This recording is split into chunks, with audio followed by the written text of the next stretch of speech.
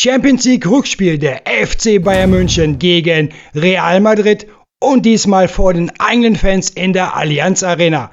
Schafft Bayern München gegen Real Madrid den Einzug ins Halbfinale der Champions League 25-26 und wird Jamal Musiala gegen Real Madrid in der Startelf stehen. Hallo liebe FC Bayern und Fußballfans, schön, dass du wieder mit am Start bist. Ja, Teil 2 zwischen diesen beiden Top-Teams, Bayern gegen Real. Und diesmal muss es eine Entscheidung geben, wer weiterkommt. Dazu gibt's meine FC Bayern Prognose mit allen wichtigen Infos rund um beide Teams. Natürlich wie immer mit dabei die mögliche Aufstellung von Trainer Vincent Kompany für Bayern gegen Madrid. Vielleicht sogar mit Jamal Musiala, dazu gleich mehr im Video. Und zum Schluss gibt's natürlich auch wie immer mein Tipp für das Spiel FC Bayern München gegen Real Madrid. Jetzt bist du aber erstmal gefragt, wer zieht in Champions League Halbfinale ein? Der FC Bayern oder Real Madrid? Schreib mir deine Champions League Prognose auf jeden Fall unten in die Kommentare. Und wenn du mehr FC Bayern Videos von mir sehen möchtest, dann lass mir gerne einen Daumen hoch da, abonniere Werners Fußballecke, aktiviere die Glocke und du verpasst keine FC Bayern Prognose mehr. Und jetzt geht's rein in meine Champions League Prognose für Bayern gegen Real.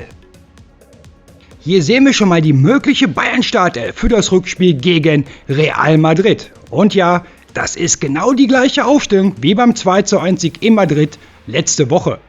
Vielleicht aber wird Jamal Musiala gegen Real diesmal in der Startelf stehen. Dazu später mehr. Bevor wir uns wie immer ausführlicher mit der möglichen Bayern-Aufstellung und Taktik von Trainer Vincent Kompany beschäftigen, schauen wir uns erstmal ein paar wichtige Fakten rund um Bayern und Real an.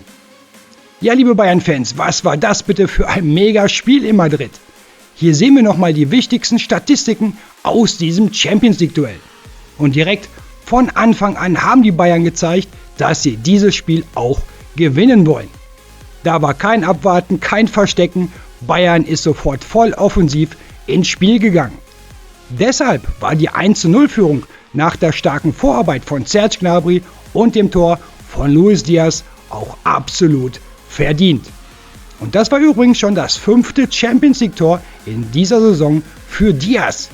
Und zum Glück war auch Harry Kane mit dabei. Dank seines Tores zum 2:0 haben die Bayern jetzt alles in der eigenen Hand, zu Hause im Rückspiel gegen Real Madrid ins Halbfinale einzuziehen. Klar, das Tor von Kylian Mbappé hätte nicht unbedingt sein müssen.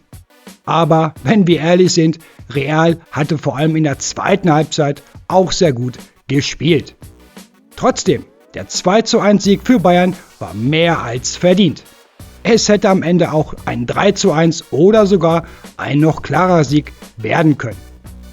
Denn was der FC Bayern München in dieser Saison spielt, ist einfach bärenstark. Auch gegen Real hat man wieder gesehen, diese Bayern-Spieler wollen immer mehr Tore schießen. Und das ist natürlich auch ein riesiger Verdienst von Trainer Vincent Kompany. Wirklich mega Respekt, was er bei den Bayern bisher aufgebaut hat.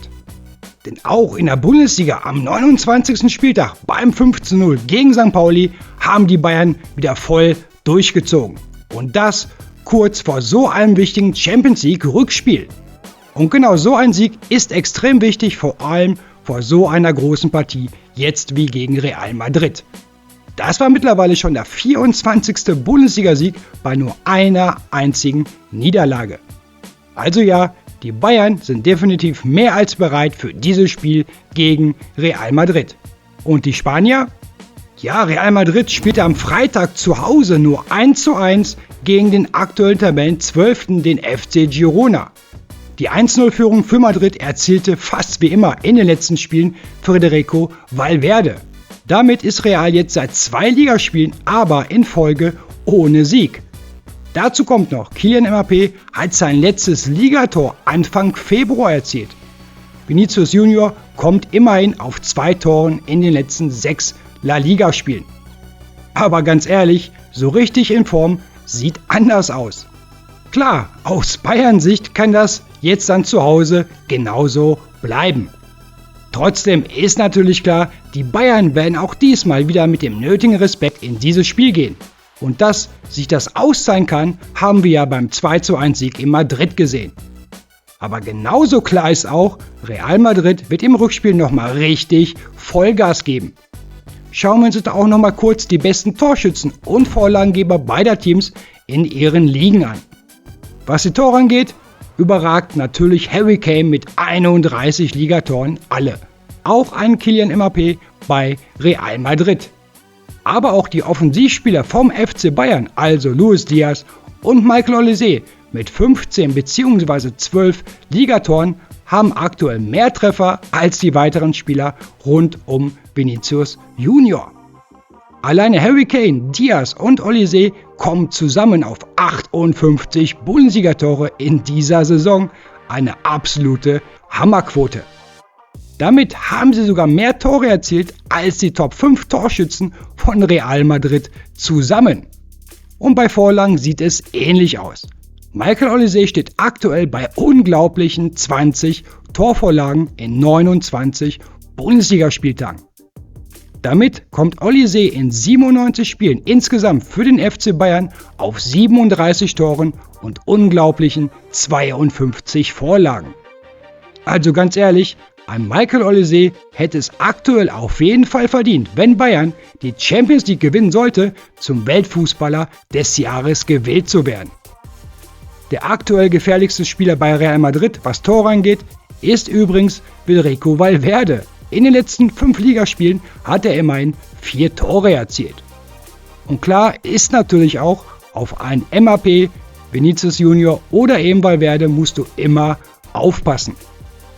Aber ein ganz interessanter Vergleich, während der FC Bayern in der Bundesliga in jedem Spiel mindestens ein Tor erzielt hat, blieb Real Madrid in 2 Ligaspielen sogar komplett ohne Treffer.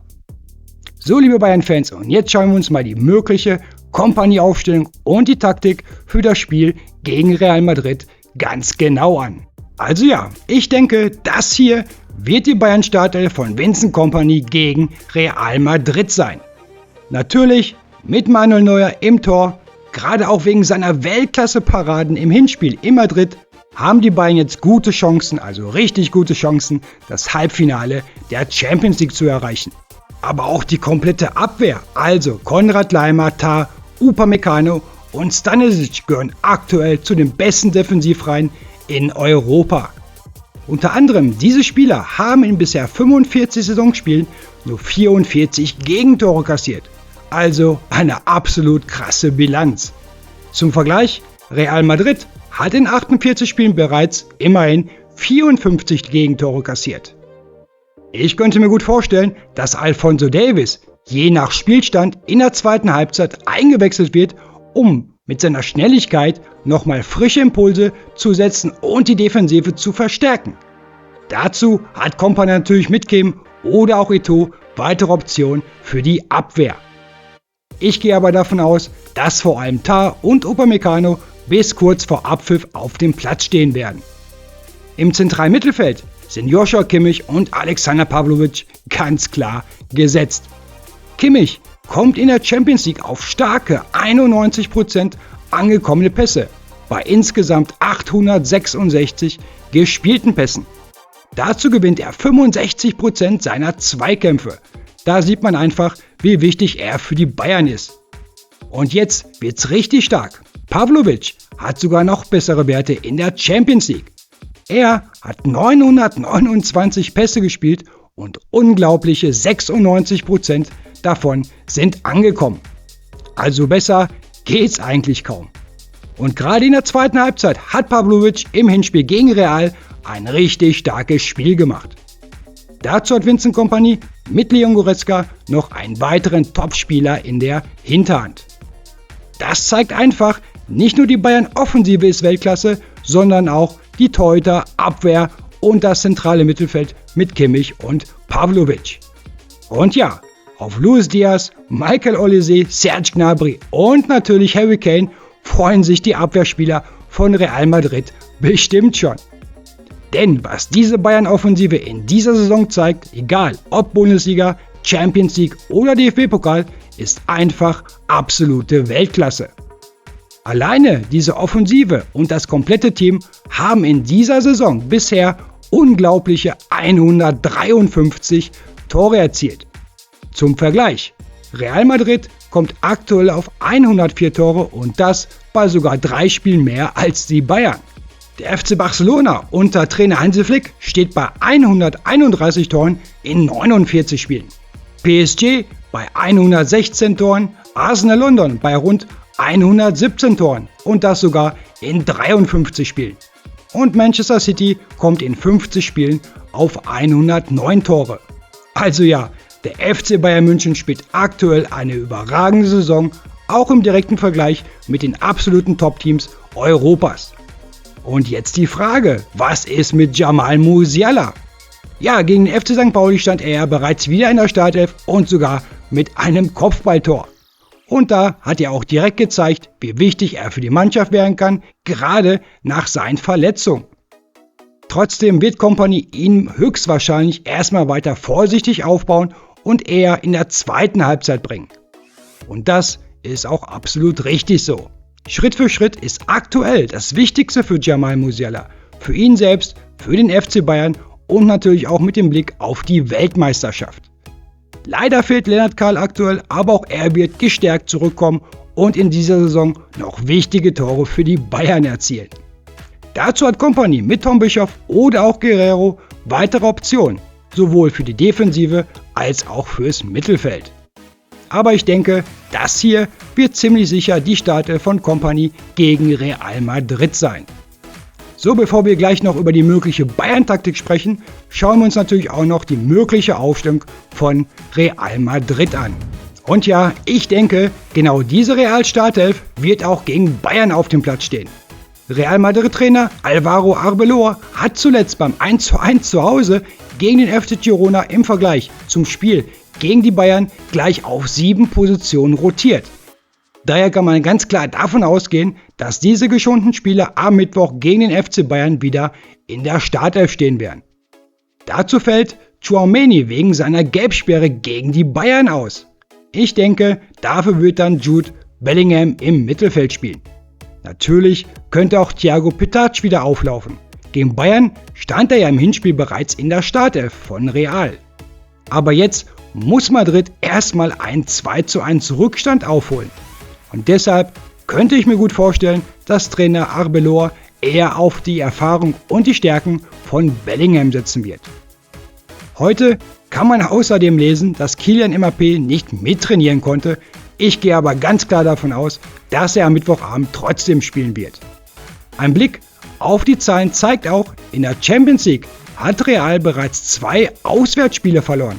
Einmal 0:1 in Liverpool und einmal 2:4 bei Benfica Lissabon. Dazu kommen auch noch 2 Niederlagen in der La Liga. Einmal bei Atletico Madrid und zuletzt am vorletzten Spieltag mit 1:2 beim Tabellen 18. Mallorca. Also ist klar, Real Madrid muss am Mittwoch schon einer ihrer besten Saisonleistungen zeigen, wenn sie gegen die Bayern noch weiterkommen wollen. Ja, wie könnte jetzt die Taktik vom Bayern-Trainer Vincent Kompany gegen Real Madrid aussehen? Natürlich weiß Kompany, dass Real diesmal deutlich offensiver spielen muss als noch im Hinspiel. Denn jetzt müssen die Königlichen dieses Spiel gewinnen. Das bedeutet, der FC Bayern könnte diesmal eher auf eine kontrollierte Offensive setzen. Oder aber Kompany überrascht Real komplett und geht von Anfang an mit voller Offensivpower ins Spiel. Mit Spielern wie Luis Diaz, Michael Olise, Serge Gnabry oder natürlich Harry Kane. Das Ziel wäre dann ganz klar, früh das erste Tor erzielen. Klar, man kann natürlich auch mit einem 2:1 für Real ins Elfmeterschießen reingehen, das nochmal zur Erwähnung. Und das wäre natürlich ein riesiger Vorteil, wenn die Bayern im Rückspiel am Mittwoch in Führung gehen, müsste Real Madrid fast komplett aufmachen. Und genau, das würde den Bayern extrem in die Karten spielen und ihnen noch mehr Torchancen ermöglichen. Denn eins darf man nicht vergessen, man muss schon davon ausgehen, dass Real auch ein Tor erzielen kann oder sogar wird. Deshalb sollte der FC Bayern auf jeden Fall versuchen, selbst mindestens 2 Tore am Mittwoch in der Allianz Arena zu schießen. Und dass die Bayern Tore schießen können, das weiß mittlerweile die ganze Fußballwelt. Und genau davor wird Real Madrid auch richtig Respekt haben. Es könnte übrigens auch sein, dass Vincent Kompany von Anfang an auf den schnellen Alphonso Davies als Linksverteidiger setzt und dafür Konrad Laimer wieder auf die rechte Seite zieht. Denn auf rechts ist Laimer, wie man auch wieder gegen St. Pauli gesehen hat, noch stärker als auf links. Also da können wir uns auf jeden Fall überraschen lassen, wie Kompany seine Bayern am Ende gegen Real Madrid aufstellen wird. Ja, kommen wir zu meinem Champions League-Tipp für den FC Bayern München gegen Real Madrid. Ich könnte mir gut vorstellen, dass es vor allem in der zweiten Halbzeit ein richtig offenes Spiel wird. Denn ich glaube, dass Bayern in Führung gehen wird und Real dann hinten fast komplett aufmachen muss. Deshalb mein Tipp, ein torreiches 3:2, natürlich für den FC Bayern München. Und damit der verdiente Einzug in Champions League Halbfinale. Und ja, im Halbfinale wird es dann wahrscheinlich wieder gegen PSG gehen. Und auch da werden wir uns über 2 Spiele durchsetzen und ins Champions League Finale einziehen. Versprochen. So, liebe FC Bayern Fans und Fußballfreunde, jetzt bist du aber wieder gefragt. Wer zieht's ins Halbfinale der Champions League ein? Der FC Bayern oder doch Real Madrid? Schreib deine Champions League Prognose auf jeden Fall unten in die Kommentare. Also dann, Daumen drücken für Mittwoch, bleibt sportlich und wir sehen uns beim nächsten FC Bayern Video auf Werners Fußballecke. Also dann, viel Spaß, tschüss.